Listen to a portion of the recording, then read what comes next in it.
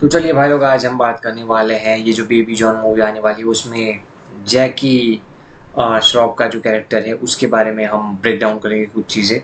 तो अगर आपको ये वीडियो पसंद आए तो चैनल को सब्सक्राइब करना ना भूलें और बेल आइकन भी दबा दीजिए।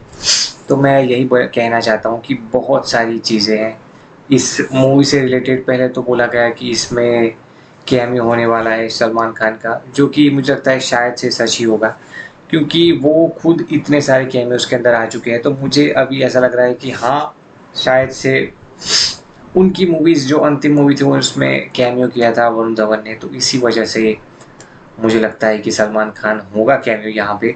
लेकिन अगर मैं बात करूँ जैकी श्रॉफ के कैरेक्टर के बारे में, तो एक विलन टाइप कैरेक्टर है, एक यूनिक कैरेक्टर है।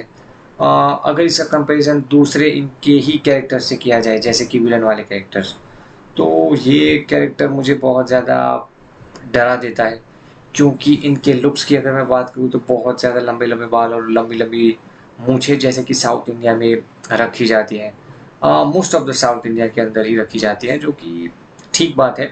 लेकिन अगर आपको विलन को एक तरीके से प्रदर्शित करना है, एक तरीके से प्रेजेंट करना है सबके आगे, जहाँ पे विलन हीरो से ज़्यादा ताकतवर हो, ऐसी थ्योरीज भी चलानी हो, तब जाके ऐसा विलन काम आता है। ऐसा विलन तभी काम आता है जब हीरो से ज़्यादा पावरफुल विलन हो जाए। और अच्छी भी बात है, क्योंकि जब जब विलन पावरफुल होता है, जैसे कि शोले मूवी का मैं आपको एग्जांपल देता हूँ कि वहाँ पे विलन पावरफुल था, दोनों हीरो से ज़्यादा पावरफुल था, लेकिन एंड में कुछ ऐसे सीन्स हमें दिखाई जाते हैं या ऐसी कुछ क्रिटिकल थोड़ी बहुत चीज़ें दिखती हैं या ड्रामेटिक चीज़ें दिखती हैं, जहाँ पर गब्बर सिंह को हारना भी पड़ता है। तो वैसे ही मुझे लगता है यहाँ पर पावरफुल तो होगा, लेकिन शायद एंड के अंदर उनको पता नहीं हारेगा या जीतेगा, वो तो मुझे भी नहीं मालूम। लेकिन अगर दूसरी चीज़ों के बारे में अगर बात करूँ ब्रेक डाउन के अंदर, तो वो जेल के अंदर दिखाए गए हैं, तो वहाँ से शायद कुछ कनेक्शन हमें देखने को मिल सकता है कि भैया जेल में क्यों गए थे, उनकी पास्ट हिस्ट्री क्या थी और वो ऐसा किस तरीके से बने, उसको भी लेकर के आगे शायद बेबी जॉन 2 मूवी बन सकती है। अभी एक ट्रेंड ये चल के आ रहा है कि भैया फर्स्ट पार्ट के अंदर कोई भी जो होता है वो ख़त्म नहीं करता अपनी मूवी, चाहे वो देवरा हो या फिर कंगुआ भी होने वाली हो या फिर एनिमल हो। तो कभी भी मतलब जवान भी आ गई और पठान भी, ऐसी मूवीज़ भी आ गई, कभी भी कोई भी डायरेक्टर अभी ये नहीं चाह रहा कि भैया उसकी जो मूवी है वो एक पार्ट में ख़त्म हो जाए। कम से कम वो ट्रिलॉजी यानी कि 3 पार्ट के अंदर तो एटलीस्ट आए। जो कि मैं सिंपल सी बात कहूँ, अगर 3 पार्ट में कोई मूवी बनती है तो वो शानदार, जानदार और अच्छी ही होगी, ऐसा ज़रूरी नहीं है।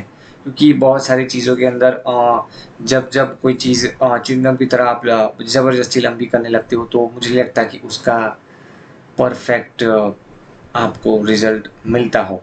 लेकिन अगर बात करूँ यहाँ पे और अगर कुछ चीज़ें ब्रेक डाउन करनी हो जैकी श्रॉफ के बारे में, तो काफ़ी ज़्यादा थीम हमें थोड़ी बहुत लाइट लगती है, ब्लूइश टाइप लगती है जब जब भी वो प्रेज़ेंस में आते हैं। लेकिन दूसरी जगह पे नहीं, लेकिन जब जब वो ऑन स्क्रीन हमें देखने को मिलते हैं तो थीम पीछे की काफ़ी ज़्यादा ब्लूइश लगती है। मतलब कि अगर आप देखोगे तो जैसे कि अलग-अलग मूवीज़ की अलग-अलग थीम होती है, अलग-अलग कलर के बैकग्राउंड्स होते हैं, वैसे ही यहाँ पर भी हमें क्लियर कट देखने को मिलता है कि किस अंदाज से डायरेक्टर ने दिखाया है कि भैया हाँ, यही है विलन और विलन को देख के आप सबको डर लगना चाहिए। तो हाँ, ये काफ़ी हद तक खरे उतरे हैं, लेकिन हमें देखना ये होगा कि भैया वरुण धवन का भी इस तरीके से इंट्रो हो पाता है या फिर नहीं हो पाता।